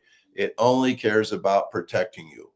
And so if your brain does not feel safe, it will not let you run fast. I even believe that the brain with some sprinters will actually shut down the hamstring in order so that you won't run fast anymore. Mhm. Because kids will say, Coach, I can't walk without pain. I said, when did you get hurt? They go, well, I don't know. I go, well, then you're not hurt. That's a brain hamstring shutdown. Stop touching it. Stop icing it. Stop stemming it. I don't ever want to see your hand on it ever again. Don't go get a massage. We need to break that. And then, of course, we use RPR. As RPR is an interrupter, Mhm. reflexive performance reset, and so we can interrupt some things, and sometimes we can make that hamstring shutdown just go away in 5 minutes. It's a crazy thing. If you don't do that, it might be around for a month. So outside of having good vision and being able to find the horizon, there's not a whole lot. But I do want to mention, the infinity stuff. Mm. For those people that don't know, this is Cal Dietz calls it the goat drill. And he's really popularized it. I think the book goes back 20, 30 years ago or something. Yeah. And what it does is it creates connections left and right hemisphere, and it is a fabulous warm up for the classroom. It was done a lot with kids that had some serious brain problems. Yeah, 1996, Deborah Sunbeck. Yeah, right. And now, like the other day in practice, I mean, this takes absolutely no energy cost at all. I love things that have no energy cost. Yeah. Performance enhancing without an expenditure of energy. Yeah. So if you can imagine, we just put, like a couple chairs or something, and we're doing like an infinity type of path. And that was the day we handed out the spike balls for their feet. So we're like doing the spike ball around the waist, and your eyes have to stay fixed. We stayed fixed on our goalposts since we were on Mhm. the football field, and we had the guy count backwards by twos. If it was another athlete, I maybe had him do it by threes, but I thought this guy was a little math challenged, and like twos might be easier. Good read. Good read, Yeah, good coach. read there. Good read there. He's like my fastest guy. So speed and mathematics don't go together all the Yep.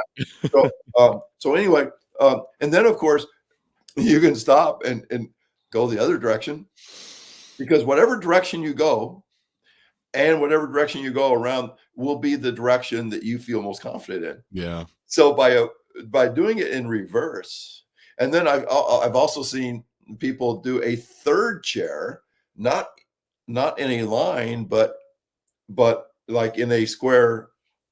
So you're doing like Yeah, an yeah, yeah. infinity, like another dimension type of thing. I've seen like mini hurdles or cones put up that you had to step over. Oh, And geez. and so all these things are like things that are like getting your brain to be present and to be ready to go. And so I think that's fascinating. Then the other thing about vision, the RPR really came from a guy named Douglas Heel who started a thing called Be Activated. He's still big on that. I spent over 100 hours with Douglas. He's from Cape Town, South Africa. He would come here, stay with Corpus for 9 days, and do 2 weekend seminars.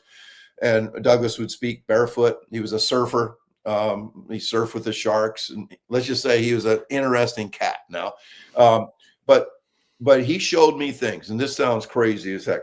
Where you put your arm out and test strength, and he'd say, "Okay, focus on something. Focus on that thing on the far wall," and then he'd test strength, and you still be strong. And then, okay, focus on this finger right in front of your face, and people would lose all their strength. He goes, "Let's fix that. Put your arm up again, and then and look at that finger," and he would torture the bottom rib. Just go back and forth. It hurt. And then he would test again. Then you're strong. So I'm like, you mean to tell me that where you are looking could have an impact on the strength of your body? And it's absolutely the truth. I mean, your shoulder's as strong as it's always been, but yeah, you can lose. It's like kryptonite. Like, can you imagine being a football player that every time they look up, they lose strength? I mean, and so we do some weird things like that. We go over wickets, like mini hurdles, and we will do eyes to the left, eyes to the right, eyes up, like doing weird things to create. Sometimes we're just doing stuff because we have a hunch that it's good for us. But yeah, I think there's all kinds of and those are things, like I said, I didn't know any of those things 10 years ago. And so all that stuff is stuff that where most coaches think they know it all. Matter of fact, I often say that at the age of 25, most people have it all figured out and spend the rest of their life defending it. That's their identity. And for me, it's like, good God. I mean, if you don't look back and cringe at how stupid you were as a young man, then you haven't grown much. Yeah, and I mean, this is such a fascinating frontier to be on, and thankfully, I hear people like you saying that it's okay to, and it's encouraged to be wrong, and thankfully, people like Paul Chek reminded me that it doesn't have to be winning and losing; it should be winning and learning. Is okay. You get the wins when you test your hunches and you do those experiments and you get outstanding results like you're earning, and then it doesn't have to be a loss and a bloody ego hit and ego death when something goes amiss. Especially, I mean, I turned 31 in April, and I'm really into the coaching world now. The reason my initiative is called Home Court Health is because I've worked as a realtor for 11 years. That is very much coaching, just advising people, and I give people as much education and options and resources as possible. They still make decisions along the way. My work on the court as well, and then my work as a holistic lifestyle practitioner it's all capital C coaching. And when I know better, I do better. I have to practice these things first and foremost, and have my hunches, have my hypotheses, test them out. And then I have to be upfront with people that I'm not saying this is the end all be all. I'm giving you principles, and then we play from there. And yeah, I mean, there's some regret when I was first in the coaching world as a 20-year-old, thinking that every blessed person that needed to come in there had to have a barbell on their back to be as functional as possible. And now, thankfully, this is the wonderful world of the web in the best way, where I'm just broadening my scope. And as much as people say, well, everyone on Instagram is a doctor, it's like, well, yeah, I mean, there are quite a few, and you pick your poison, or you pick your antidote. And it's been a great journey to, yeah, I do have the fire has been lit for me to keep learning, and I just keep pouring gasoline on that. And some things do dim it, where I just feel stuck. And then, as I told you earlier, I try not to second guess anymore what I consider to be one of my great gifts in life. Not necessarily one that I possess, but I am a recipient of constantly, to keep encountering these upgrades where and perhaps the gift for me, if I can give myself and the creator some shine, is just that I don't cling to these things, because I don't have an identity around barbell deadlifting or hitting the ball this certain type of way. It's, I am looking for what's good, true, and beautiful, and in as many aspects as I can touch about life. And I think one way that we can bring this home, well, if we can give the stage a little bit to some technical aspects of tennis. And I have said, among others, that it is a marathon of sprints, that you can be out there for hours. It still doesn't make sense to me, Coach Tony. I think the best defense that I've heard, and I'm being facetious when I say the best defense for endurance running these days, is like builds character. To just go, it's that boxer mentality. I mean, I don't, for the life of me, I don't know why boxers would be running miles anyway. Would either. Right? I mean, you got to be a cat, right? You have to be bouncy. You have to be faster than fast. The vision there, and I'm thinking again of the inner vision that we cultivate when we do train our externally oriented vision. Because what do we say when something makes sense? We say, "I see." There's a resonance there that we do have to cultivate. And I was gonna pick your brain a little bit about posture too. The unhealthy posture that comes from doing that endurance run, that slog. It's a slog for a reason, what it does to head, neck, and all that. But so I know you feel me there, and still it's a hard habit to kick. It took a quad to take you out of your habit there. But all that to say, tennis, I'm still trying to wrap my head around. I mean, I certainly see the place for feed the cats. It's just that the distances are shorter. The tennis court in its entirety is 78 feet. So, less than half of that is what you do to cover the ball. The average point length is just, not unlike a football play. It's just a little bit, but you're hyperactive all the time. And then you get 20 to 30 seconds to recuperate. And so I think one place I'd like to start as we start to really land the plane here, but with tennis specifically, is for all the obsession around hit training, where the work is intense and then the recovery is small. How might we reconceptualize that within the broader context of freshness for training? Like we said, the matches are going to be hard. The matches are going to be unpredictable. If you and your opponent are evenly matched, you can be out there for hours. So that's a variable that's hard to plan for. But if you would help me frame and contain a little bit this blend of, we do need the speed, and not just straight line speed, but repetitive speed with somewhat short recovery windows over quite a bit of time, at least 90 minutes on average. Let me do like a analogy towards basketball. Please. I'm good with that. Let's say you're working on a 3-point shot. If you shoot the ball, then you shoot the ball again. I mean, I think you're and you're keeping track, you're gamifying, right. And then maybe you're moving around some, and you shoot like 10 different threes, and then you take a water break, go sit down in a chair, come back, do another set. I think that's really good technical training. Now, if you have an endurance mindset and you shoot a 3 and then you do a down and back and you shoot another 3 and you do a down and back and shoot another 3, I think that's horrible technical training. Now, some coaches may say, well, that's more like a game, man. Well, but are you trying to replicate the game, or are you trying to get better at that 3-point shot? Skill. Yeah. The skill. My dad, he was a brilliant coach, and he had some things wrong, but he used to say that we're not going to shoot free throws under fatigue. Even though many coaches, that's when they want to, because those late game free throws, you're going to be tired, and those are the ones that count the most, but you're practicing sloppy crap. And so I believe the skills must be taught fresh. That'd be the first thing I would say to a tennis coach as a guy that hasn't played tennis in 40 years.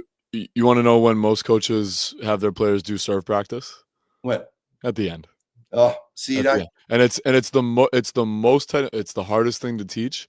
It's the most, I would say, even though you control the toss, but even with that, I mean, the arm moves almost as fast as a pitcher's arm. It's something you might know this. I think a pitcher's arm can the speed at which they throw it's the equivalent to 7 rotations per second, something crazy like that. And in tennis, it's like 4.5. It's ground up. It's the kinetic chain of internal hip and knee rotation, and then explode up. And it's the most physically demanding and technically challenging aspect, and most coaches have their players do it at the end of practice.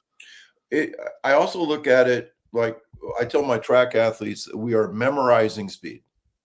You do not physically memorize there's like 100 different things happen when you sprint.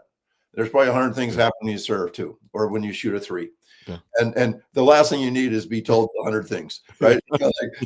Okay, so we want to memorize perfect technique. That's superb. We don't memorize things well in a state of fatigue. If I send my chemistry class out on a 10-mile run, they're not going to be as good as students. Now, if I go have them sprint 3 times for 5 seconds, I think they're all lit up. Yeah, they're juiced. Absolutely. It's very different. So I would say that I think one of the things that really holds us back is in the textbook, it says that you need to develop this big aerobic base in order to repeat high level things back to back to back. So football teams would do endurance all summer long. Right.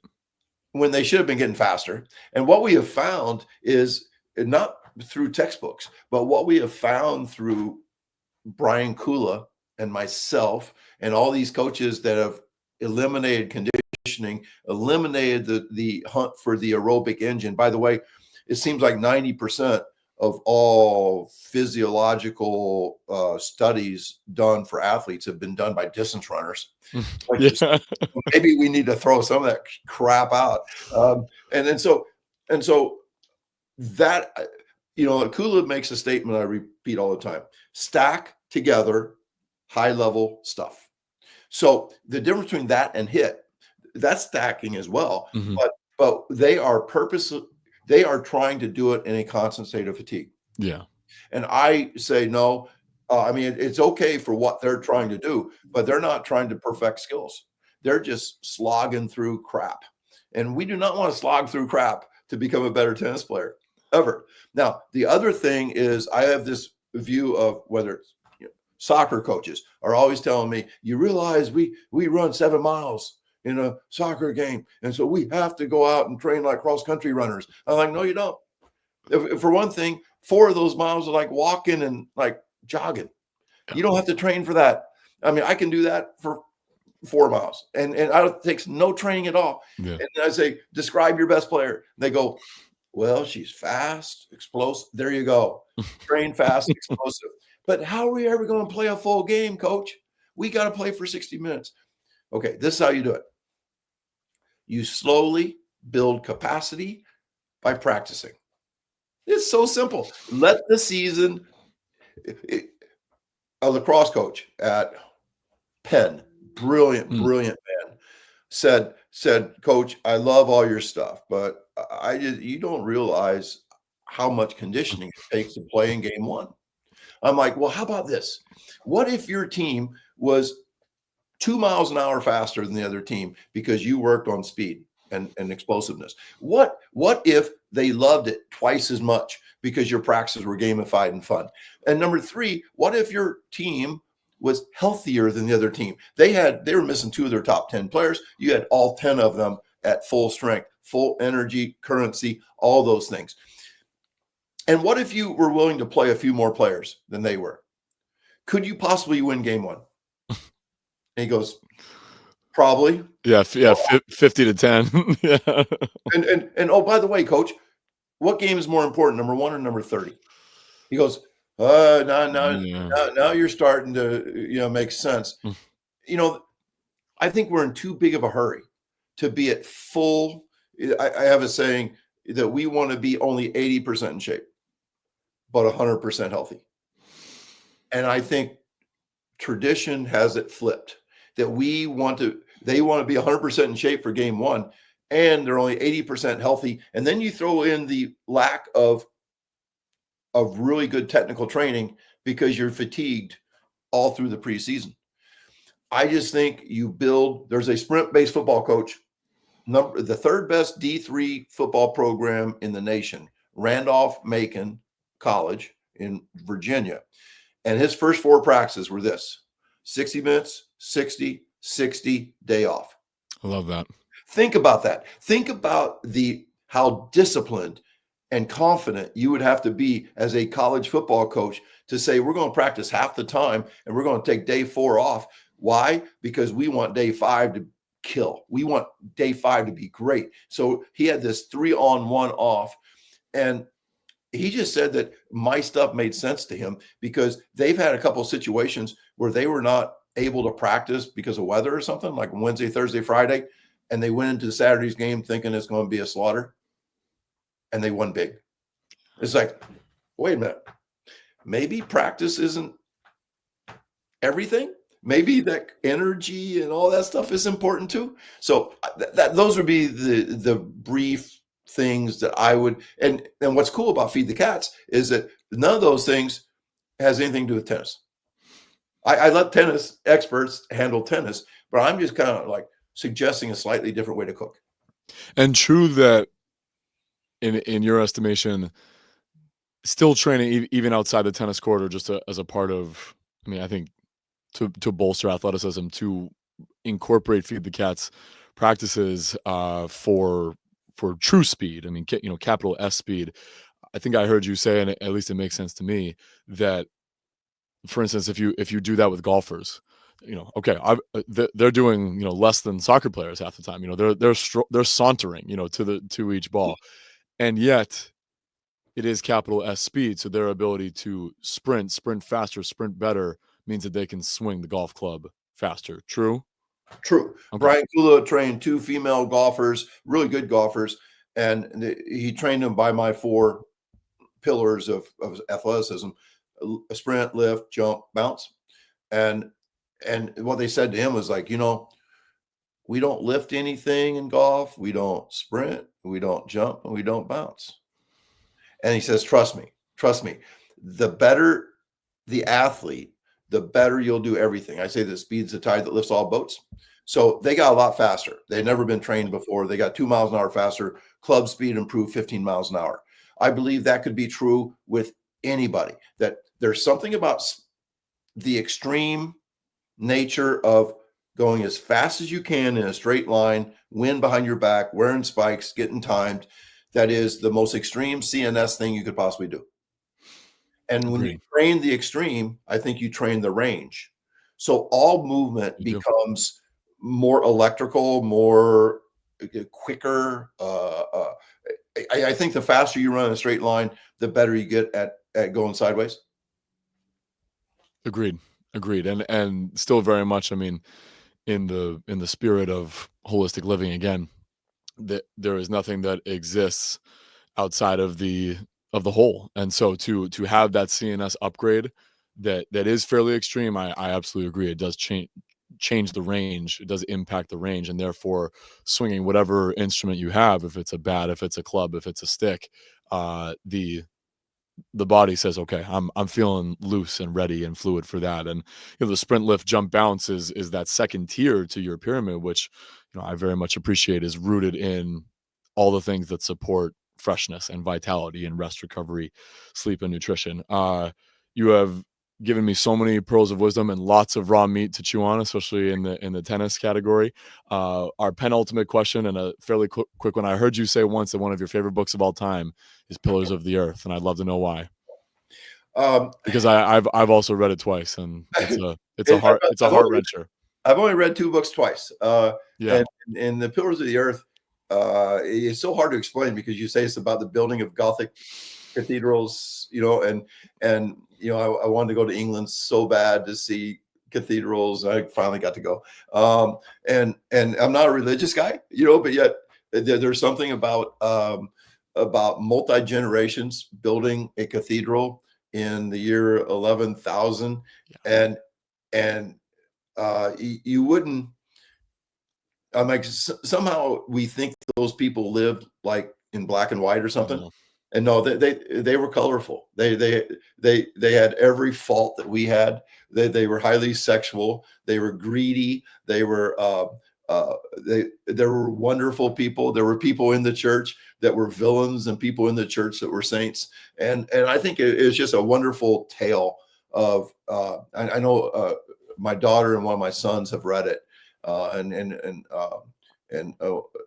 my son would like to name his daughter after Elena.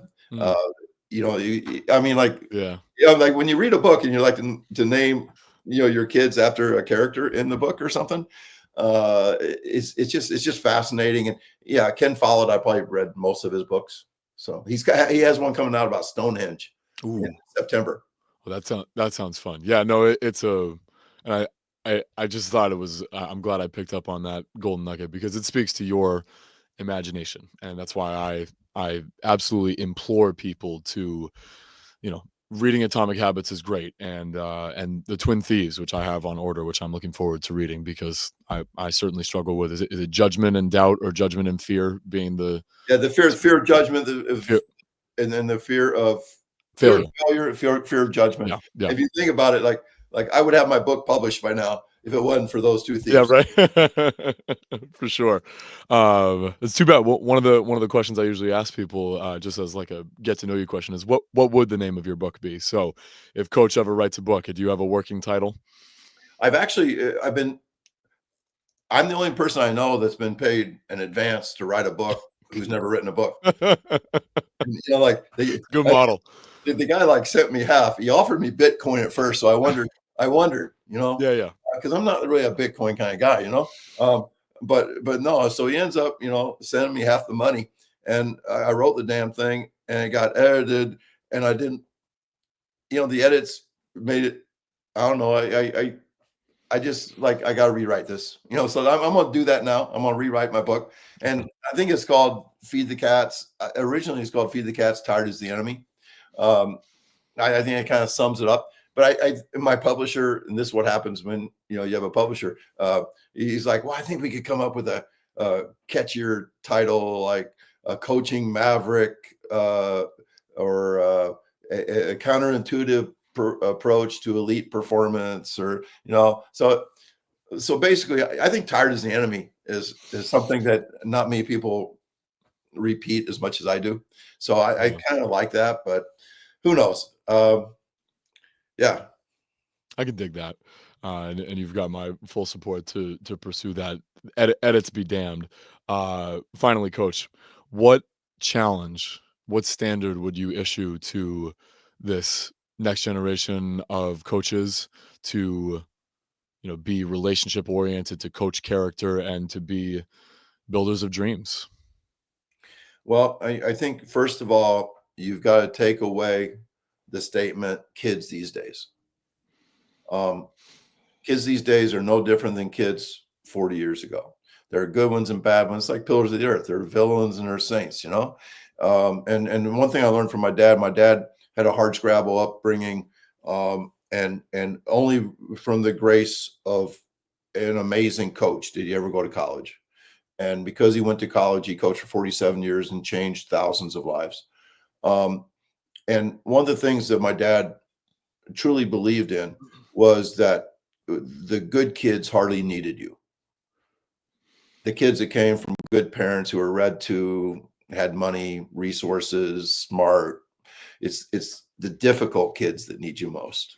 And I think that too many teachers found school to be fun and easy, and so they relate to kids like them.